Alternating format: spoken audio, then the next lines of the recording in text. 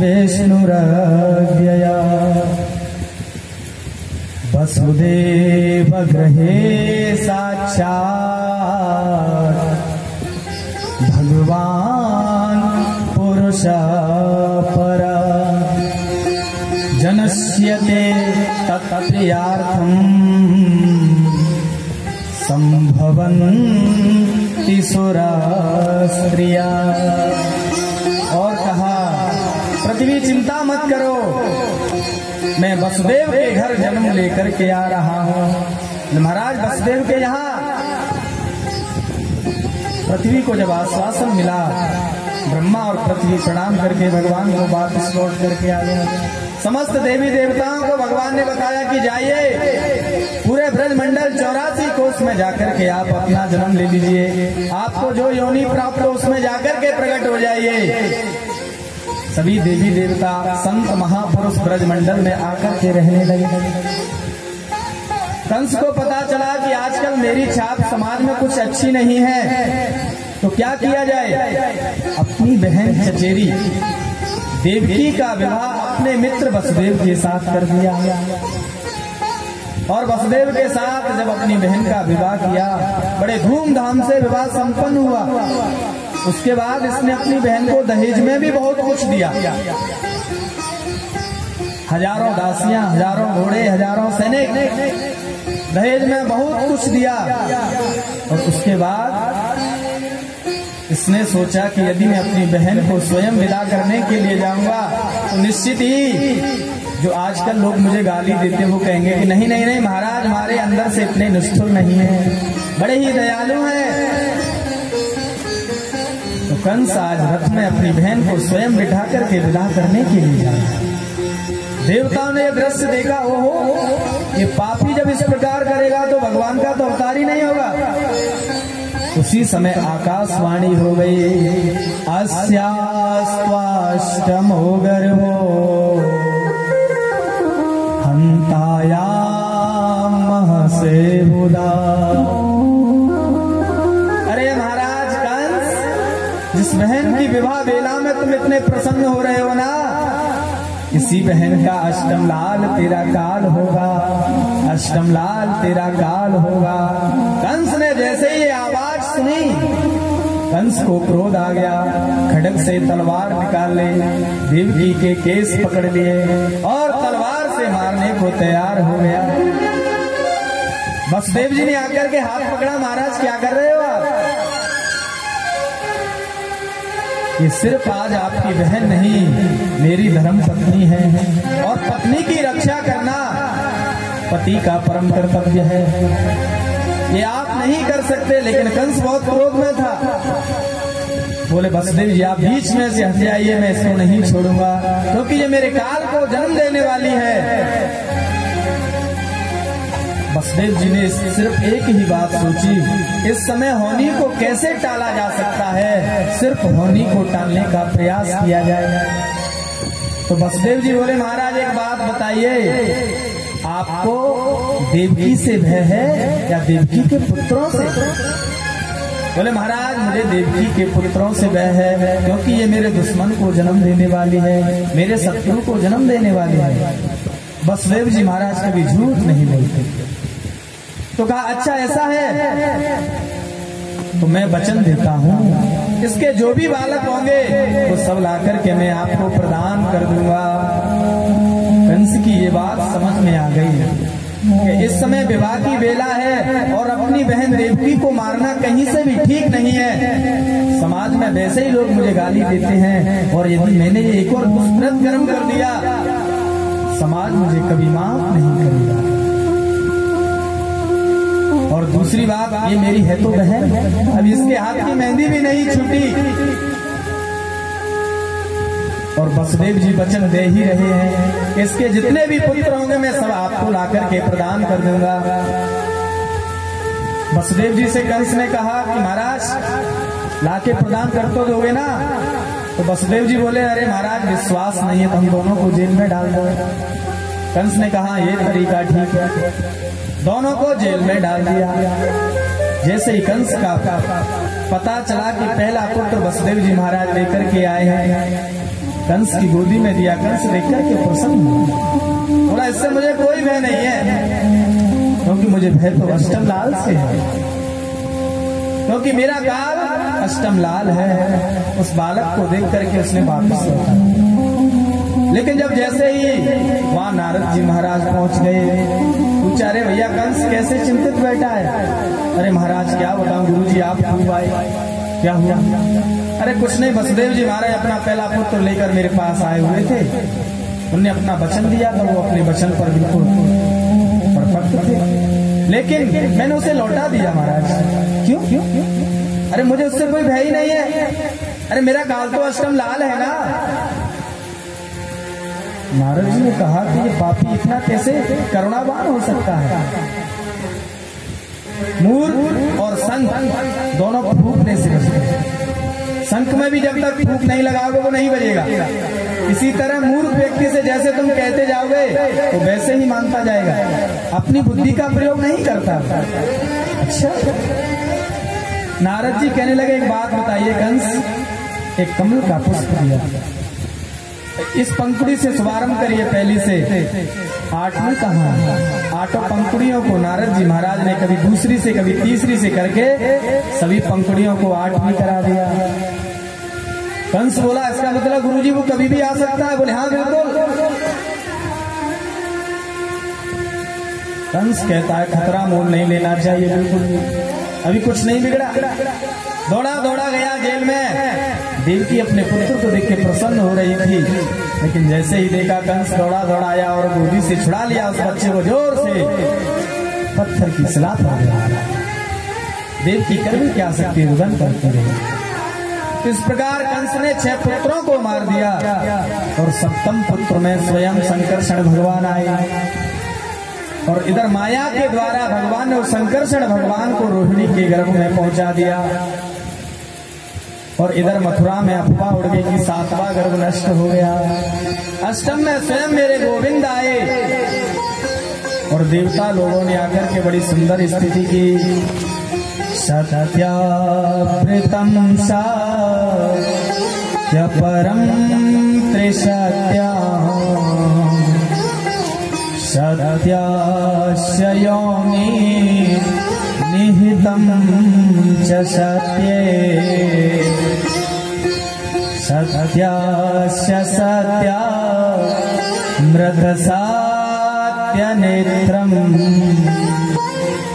सत्यात्मकं त्वां शरणं प्रपन्ना। सत्य स्वरूप भगवान का यहाँ पर ध्यान किया हमने, और तुमने भी पहले दिन सत्य स्वरूप भगवान का ध्यान किया था, प्रणाम किया था। सतघन चिदघन आनंद घन ऐसे सच्चिदानंद भगवान का हम लोगों ने प्रणाम किया था। तो आज भगवान को ब्रह्मा इत्यादि देवी देवताओं ने आकर के सत्य स्वरूप कह के भगवान को पुकारा और गर्भ स्तुति करने के बाद देवता भी चले गए।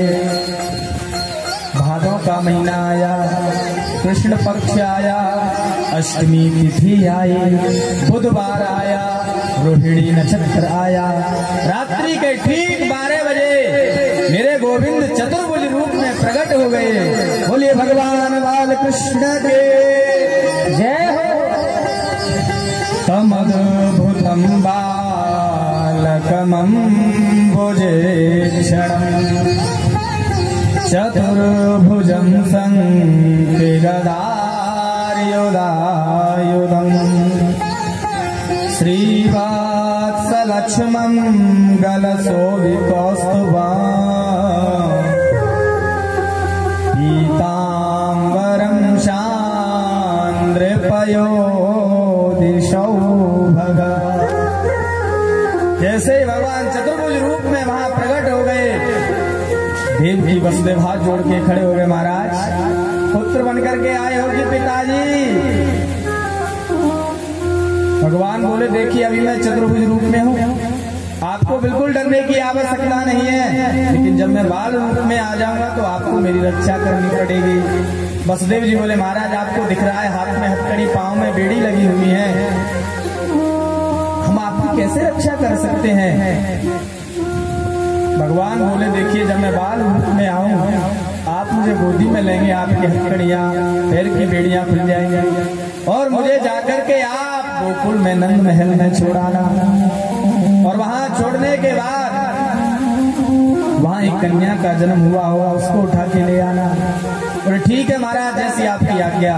भगवान ने जैसे ही बाल रूप बनाया, वसुदेव जी ने गोदी में लिया।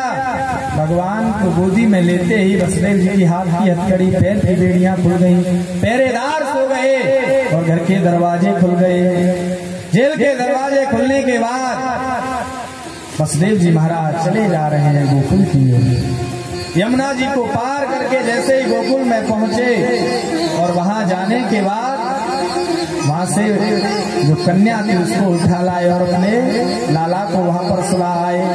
ऐसा भागवत जी में वर्णन है। लेकिन पुराणों में यहाँ तक वर्णन मिलता है कि वहां पर एक कन्या खड़ी हुई थी, क्योंकि जिस समय जन्म हुआ है उस समय जच्चा के रूम में कोई नहीं जाता। तो वसुदेव जी महाराज कैसे प्रवेश कर गए? तो शास्त्रों में वर्णन मिलता है कि वहां पर एक कन्या खड़ी हुई थी।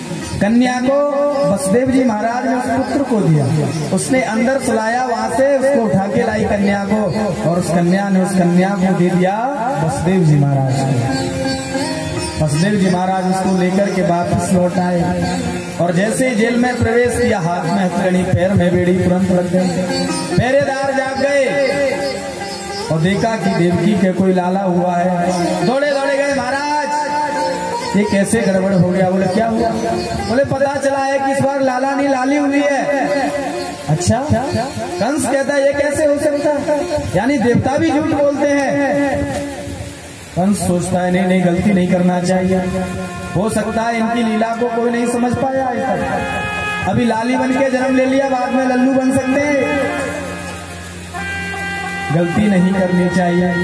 वहां से तुरंत कंस दौड़ता हुआ आया और जैसे ही उस देवकी की गोदी में से उस बालिका को खींचा, हाथ से छूट करके अष्टभुजी रूप में परिणित हो गई। और होने के बाद वो देवी बोली, अरे कंस तू मुझे क्या मारेगा? तुझे मारने वाला तो ब्रजमंडल में पैदा हो गया। अरे बहन जी कहाँ पैदा हो गया? ये सब कुछ मैं नहीं बताऊंगी, सब कुंडली मेरे से ही पूछेगा, कुछ परिश्रम खुद भी कर। अष्टभुजी रूप धारण करने के बाद देवी तो अंतर ध्यान हो गई। वहां से कंस देवकी के चरणों में लिपट गया, बोले बहन तू मुझे माफ कर दे, मुझे नहीं पता था कि देवता भी झूठ बोलते हैं। मैंने बहुत अत्याचार किया तेरे ऊपर, मैंने तेरे पुत्रों को मार दिया। वसुदेव और देवकी से प्रार्थना करने लगा कंस। वसुदेव और देवकी कर भी क्या सकते थे, अंत में उसे क्षमा कर दिया।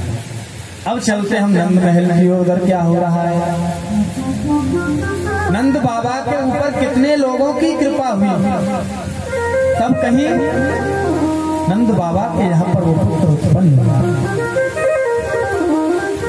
एक दिन की बात है, पूर्णमासी आई हुई थी वहां पर। एक अम्मा का नाम है पूर्णमासी, वो ब्रजमंडल में आती है। जैसे ही आई तो नंद रानी ने और जो गोपियां थी उनने बहुत सेवा की हुई थी, और बहुत सेवा करने के बाद कहा कि आप कुछ मांग लीजिए, मैं आपकी सेवा से प्रसन्न हूं। और जब मांगने के लिए कहा तो क्या कहा? बोले अरे प्रभुतानी अम्मा आप कुछ देना चाहती हो तो एक ही वरदान दे दो। बोले क्या? हमारी नंद रानी के लाला हो जाए। देखिए हमको यहाँ पे दो बात समझनी है। पूरा ब्रजमंडल इस चाह में लगा हुआ है कि नंद रानी के लाला हो जाए, नंद रानी के लाला हो जाए। कल हम लोग एक चरित्र सुन रहे थे चित्रकेतु का, जिसकी हजारों रानियां थी और उसको एक किसी महात्मा ने फल दिया जिसने आके अपनी बड़ी रानी को खिला दिया था। पुत्र होने के बाद जो और अन्य रानियां थी उनको उससे सौतिया ढाए हुए कि कहीं ऐसा ना हो महाराज इसी से ज्यादा प्रेम करे और हमको छोड़ दे। तो किसके पुत्र हो गया है, तो उस पुत्र को जहर देके मार दिया था।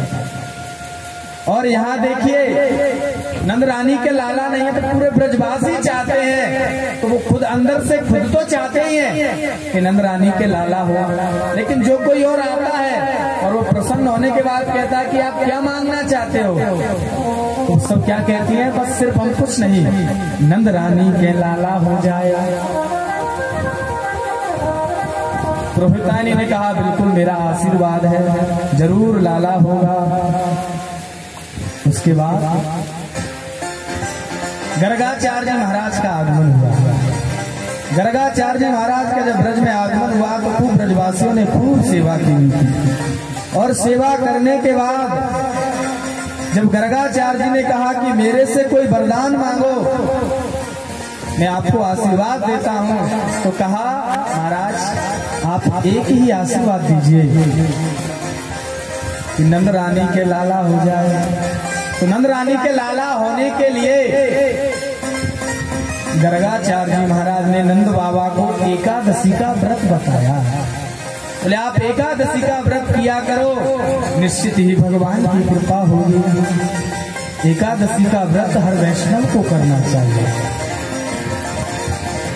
कोई और व्रत करते हैं वो अलग बात है, लेकिन एकादशी तो करनी ही चाहिए। कोई और व्रत नहीं भी करते तो कोई बात नहीं है, लेकिन वैष्णव होने के नाते हमको एकादशी का व्रत अवश्य करना चाहिए।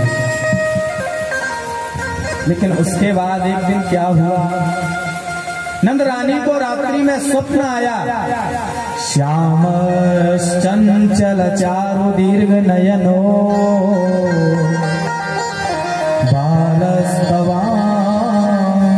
स्थले दुग्धोद्गारे पयुधरे स्फुटमशो क्रीडन्मया लोक्यते। महाराज नंद रानी को रात्रि में स्वप्न आया, और इधर नंद बाबा के यहाँ पर ब्राह्मण भोजन में पधारे हुए थे। और भोजन करने के बाद नंद बाबा ने जैसे ही प्रणाम किया तो ब्राह्मणों के मुख से आशीर्वाद निकला, पुत्रवान भव पुत्रवान भव। नंद बाबा बोले अरे ब्राह्मणों आशीर्वाद तो कम से कम देख के दे लिया करो। अरे यार बुढ़ापे में क्या आशीर्वाद दे रहे भैया मोको। बोले बाबा ये दियो ना है। बोले तो निकल गए हो, अब निकल गए हो तो पूरा भी जरूर होगा। कैसे होगा भैया, हम अनुष्ठान करेंगे जाके कहीं। ब्राह्मण रह के वहां पे अनुष्ठान करने लगे। इधर यशोदा मैया नंद बाबा से बोली। जब नंद बाबा ने पूछा यशोदा मैया मोकू आज रात्रि में स्वप्न आया, बोले कौन सा? श्यामस चंचल चारु दीर्घ नयनो। यशोदा मैया बता रही अपना स्वप्न। मैंने एक छोटा सा लाला अपनी गोदी में अपना स्तनपान कराते हुए देखा है। क्या ये स्वप्न मेरा सच्चा है? नंद रानी नंद बाबा से बोली हाँ बाबा बिल्कुल सच्चा है।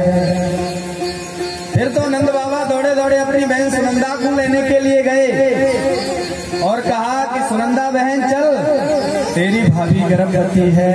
ओहो सुनंदा बहुत प्रसन्न, अब तो मोकू बहुत बड़ी वाली नाम मिलेगी।